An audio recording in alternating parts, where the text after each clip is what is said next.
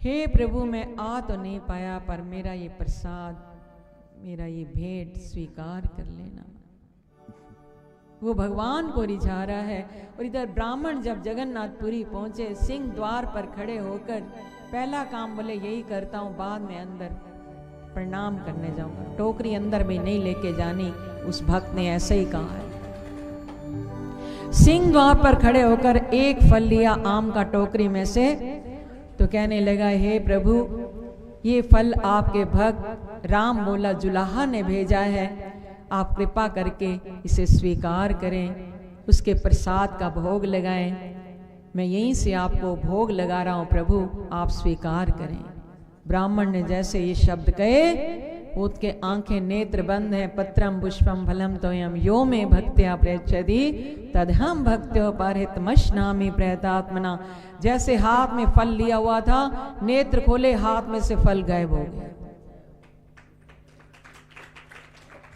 फिर दूसरा फल लिया, दूसरे फल को भी ऐसे भोग लगाने के लिए उसका नाम लेकर बोला, उस भक्त ने भेजा है, दूसरा भी गायब। तीसरा दिया, तीसरा भी गायब, चौथा गायब। सारे फल ऐसे ही अंतर ध्यान होते गए। वहां जो मंदिर के पुजारी वगैरह कुछ लोग खड़े थे, उन्होंने कहा ये ब्राह्मण जादूगर है। क्या है? ये फल लेता है हाथ में और फल यहां से अंदर ध्यान हो जाता है। उसको बंदी बनाकर राजा के पास ले गए। राजा ने कहा इसका कसूर क्या है? बोले कोई जादूगर है, मायावी है कोई। सिंह द्वार पर खड़े होकर भगवान को पुकारता है, फल आगे करता है और फल वहां से गुम हो जाता है। एक नहीं, दो नहीं, टोकरी के सारे फल गुम हो गए। इसको सजा सुनाओ। राजा ने कहा इसका फैसला तो मंदिर का प्रधान पुजारी करेगा। जब वहां के प्रधान पुजारी को बुलाया गया, पुजारी से पूछा ये सब क्या लीला है? पुजारी ने कहा राजन, ये तो मंदिर खोलकर पता लगेगा क्या लीला है। पुजारी गया, जब भगवान का द्वार खोला, मंदिर के पट खुले, तो सच मानो भगवान के मुख पर आम लगा था। छिलके एक तरफ पड़े थे और आम की गुठली एक तरफ पड़ी। वहां जितने लोग खड़े थे सबके नेत्रों में अश्रु भरे कि इट मीन्स कि जो ब्राह्मण भोग लगा रहा था सिंह द्वार पर खड़े होकर हमारे जगन्नाथ जी खा रहे थे। देखो भगवान तो भाव के। जो भी कथा सुनो भक्तों की, भाव ही भगवान को प्रिय है। बस उस ब्राह्मण ने तो चरणों में बारंबार प्रणाम करके इतने उनके नेत्रों से अश्रु बहे कि वाह जुलाहा राम बोला, तू वहां बैठकर भी तू धन्य हो गया, तू ऐसा परम भक्त है भगवान का, तेरी ऐसी भक्ति, तेरा नाम लेकर मैंने फल चढ़ाया और स्वयं जगन्नाथ जी ने खाया। ब्राह्मण तो सच मानो उसका हाल बेहाल हो गया।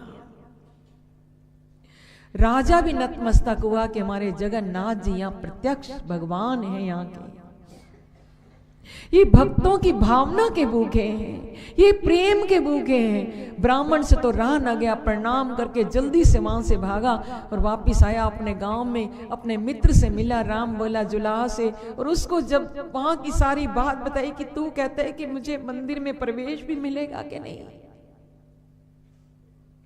और मेरा प्रसाद भगवान खाएंगे कि नहीं, तुम सिंह द्वार पर खड़े होकर ही चढ़ा देना। पर मैं तुम्हें सच बता रहा हूं कि भगवान ने तुम्हारे लिए एक भी फल नहीं छोड़ा। सारे फल स्वयं जगन्नाथ जी ने स्वयं अपने मुख में रखकर गए हैं, अपने हाथों से गए हैं, और वहां गुठली और छिलके मैंने देखे। तो राम बोला, बार बार उस ब्राह्मण को प्रणाम करके कहने लगा,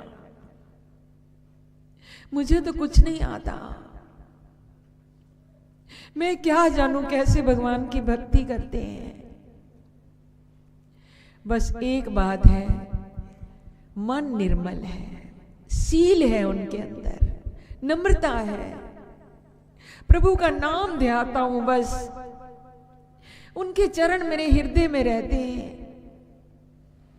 सच्चे भाव से उनको प्रणाम कर लिया करता हूं। बस यही मेरा भजन है, यही मेरी साधना है, यही मेरी भक्ति है।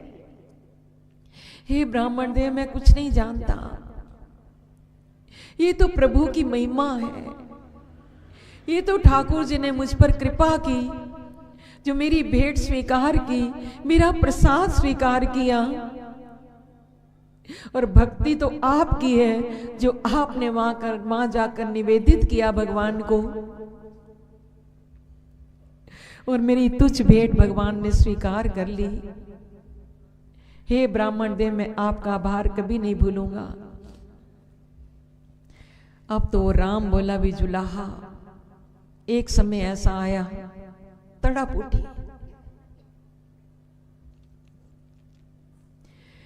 तेरे मिलने की तड़प अब, तेरे मिलने की तड़प अब, दिल में सुंदर शाम है। तेरे मिलने की तड़प अब, दिल में सुंदर शाम है। मेरी बिगड़ी को बना दे, मेरी बिगड़ी को बना दे। नाही तेरा काम है, मेरी बिगड़ी को बना दे। नाही तेरा काम है, तेरे मिलने की तड़प अब।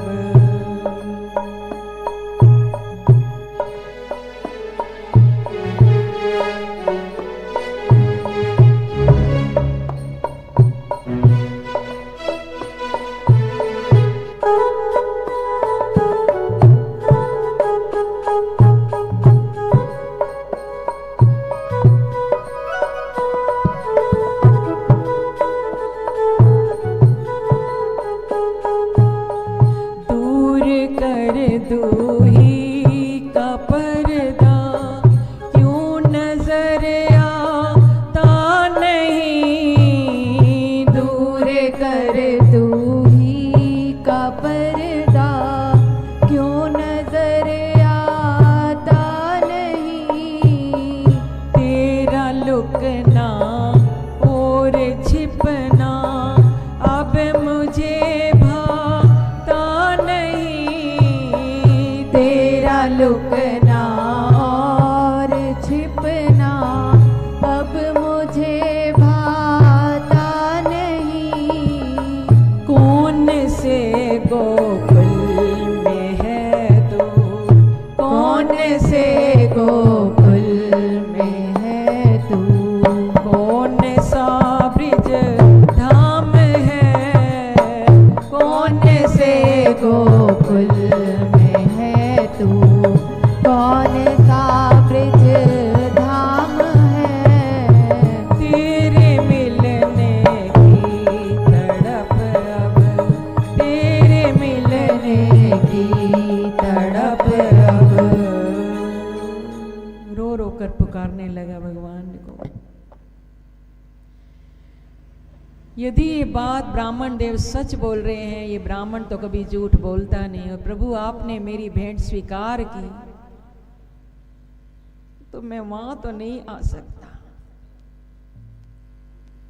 एक बार मुरली बजाते मुझे यहाँ पर अपना दर्शन दीजिए। जैसे तड़प हुई, करुण पुकार से पुकारा, हे गोविंद, हे माधव, हे जगन्नाथ जी, हे केशव, एक बार मुरली मुझे भी सुनाइए। सच मानो उसकी प्रार्थना को सुनकर मुरली बजाते हुए भगवान वहां पर प्रकट हो जाते। चरणों में प्रणाम किया, भगवान ने आशीर्वाद दिया, गले से लगाया, हृदय से लगाया। मैं तो भाव का भूखा हूं भक्तराज, मुझे प्रेम ही प्रिय है। तेरे प्रेम को देखकर आज तूने अपने सामने मुझे प्रकट कर दिखाया है। जब तक जीवन रहेगा मेरे चरणों की तुझे अनन्य प्रेमा भक्ति प्रदान हो। तो यही वरदान हनुमान जी को जानकी अम्बा ने दिया। अजर अमर गुण निधि सुत हूँ, करूं बहुत रघुनायक छो, बहुत रघुनायक प्रभु श्री राम की तुम पर बहुत छो, कहते बहुत कृपा बनी रहे, ये मैं तुम्हें आशीष देती हूं। तो आज